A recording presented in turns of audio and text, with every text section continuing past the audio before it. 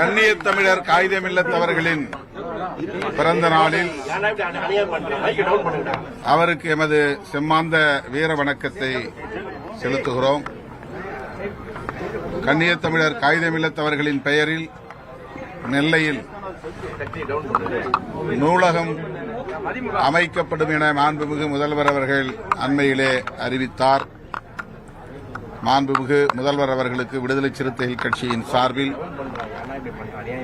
பாராட்டுகளையும் நன்றியையும் உரித்தாக்குகிறோம். அதேபோல நீண்ட நாள் கோரிக்கை தமிழக அரசின் சார்பிலே வழங்கப்பெறுகிற விருதுகளின் வரிசையில் கண்ணியத் தமிழர் காகிதமில்லத்தவர்களின் பெயரிலும் சமூக நல்லிணக்கத்திற்காக மத நல்லிணக்கத்திற்காக பாடாற்றக்கூடியவர்களுக்கு வழங்கும் வகையில் அறிவித்திட வேண்டும் என்று விடுதலை சிறுத்தைகள் கட்சியின் சார்பிலே வலியுறுத்துகிறோம். அதைப் போலவே அவருடைய பெயரில் முத்தமிழறிஞர் கலைஞர் அவர்களின் பெயரில் பல்கலைக்கழகம் அறிவித்திருப்பதைப் போல கண்ணியத் தமிழர் காகிதமில்லத்தவர்களின் பெயரிலும் பல்கலைக்கழகம் ஒன்றை நிறுவிட வேண்டும், தமிழை ஆட்சி மொழியாக்க வேண்டும் என்று நாடாளுமன்றத்தில் முழங்கியவர். தமிழின் சிறப்புகளை வட இந்தியர்களும் உணரக்கூடிய வகையிலே எடுத்துரைத்தவர். சமூக நல்லிணக்கத்திற்காக பெரிதும் பாடாற்றியவர். ஆகவே அவருடைய பெயரில் பல்கலைக்கழகம் ஒன்றை நிறுவிட வேண்டும் என்று விடுதலை சிறுத்தைகள் கட்சியின் சார்பில் வேண்டுகோள் விடுக்கிறோம். சார், தொடர்ச்சியாக இன்னைக்கு பாமகவுடைய தலைவர்களுடைய அந்த மோதல் எப்படி பாக்குறீங்க? குறிப்பா குருமூர்த்தி அவர்களும் இந்த பேச்சுவார்த்தையில போய் கலந்துக்கிட்டாரு அப்படின்றத எப்படி பாக்குறீங்க? பாஜக பின்னணியில இது பார்க்க முடியுமா? ஏற்கனவே நான் இது குறித்து பதில் கூறியிருக்கிறேன். அது முழுக்க முழுக்க அவர்களின் உட்கட்சி விவகாரம் அல்லது அவர்களின் குடும்ப விவகாரம். அதிலே நான் கருத்து சொல்வதற்கு ஏதும் இல்லை. ஆனால் இன்றைக்கு நடுவராக சென்றிருப்பவர்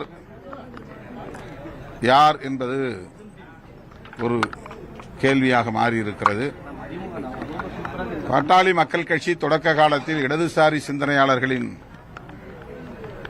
ஏகோபித்த வரவேற்பை பெற்றது, ஆதரவை பெற்று வளர்ந்தது, எழுச்சி பெற்றது.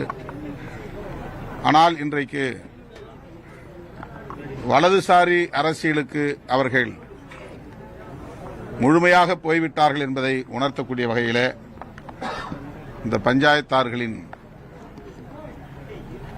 முயற்சி வெளிப்படுகிறது. பாட்டாளி மக்கள் கட்சி இடதுசாரி அரசியலால் தான் எழுச்சி பெற்றது என்பதை இன்றைக்கும் ஜனநாயக சக்திகளாக இருக்கிற அனைவரும் நன்கு அறிவர். ஆனால் அது ஒரு வலதுசாரி இயக்கமாக மாறிவிட்டது என்பது, அதன் அடிப்படையில் பஞ்சாயத்து செய்யக்கூடியவர்கள் இன்றைக்கு வெளிப்படையாக அம்பலமாகி இருக்கிறார்கள் என்பது தமிழ் மக்களுக்கு வெளிச்சமாகி இருக்கிறது. தமிழக வாழ்வுரிமை கட்சித் தலைவர் வேல்முருகன் விஜய் அவர்களுடைய அந்த உதவித்தொகையை கடுமையாக விமர்சனம் செஞ்சிருக்காரு. பெண் பிள்ளைகளை தவறா கூட்டிட்டு போயிட்டு இந்த மாதிரி முத்தம் கொடுக்கறது, கட்டி பிடிக்கிறது, இந்த மாதிரிலாம் செயல்படுத்துறாங்க பெற்றோர்கள் அப்படின்னு சொல்லி அந்த கடுமையான விமர்சனத்தை எப்படி பாருங்க? தெரியல, என்ன சொன்னாங்க தெரியல, என்ன நடந்ததுன்னு தெரியல. விஜய் மாணவர்களுக்கு கடுமையாக விமர்சனம் பண்ணியிருக்காரு. அதான் என்ன காரணம் தெரியல, நான் விஷுவல் பார்க்கல எதுவும். என்ன அதுல விஜய் என்ன செய்யறாரு? விஜய் நன்கொடை கொடுக்கிறாரு. அதுல அவங்க ஹக் பண்றாங்க பாசத்துல அண்ணன்ற முறையில. அப்படி இருக்கும் பொழுது அதை வேல்முருகன் மேடை பேச்சில் ஒன்று பேசும்பொழுது இந்த மாதிரி கலாச்சார சீரழிவு அது போன்ற செயல்பாடுகள்ல பெற்றோர்களே இது பண்றீங்க, உங்களுடைய பிள்ளைகளை கூட்டு போறீங்க, 3 வருடத்துல கல்யாணம் நடக்க போகுது, இப்படிப்பட்ட சூழல்ல எது சரியா இருக்குமான்ற மாதிரி ஒரு விமர்சனம் பண்ணியிருக்காரு. தெரியல, அவர் எந்த கான்டெக்ட்ல சொல்லியிருக்கிறாரு எனக்கு தெரியல. விஜய் அவர்கள்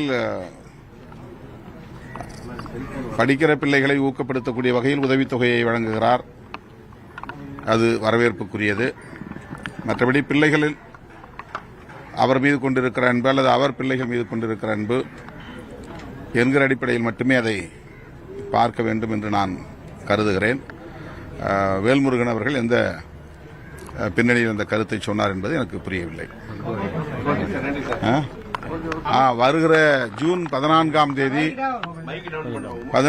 தேதி வக்ஃப் திருத்த சட்டத்தை எதிர்த்து மதச்சார்பின்மை காப்போம் பேரணியை திருச்சிராப்பள்ளியிலே நடத்துகிறோம்.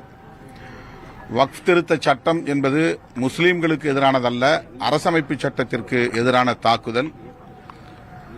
அதை நாட்டு மக்களுக்கு சொல்லவும், மதம் என்பது அரசுக்கானதல்ல மக்களுக்கானது என்பதை வலியுறுத்தவுமே இந்த பேரணியை விடுதலை சிறுத்தைகள் கட்சி ஒருங்கிணைக்கிறது. தமிழகம் தழுவிய அளவில் இந்த பேரணியில் சிறுத்தைகள் பங்கேற்கிறார்கள். அத்துடன் ஜனநாயக சக்திகளும் இதில் பங்கேற்க வேண்டும் என்று அழைப்பு விடுக்கிறேன்.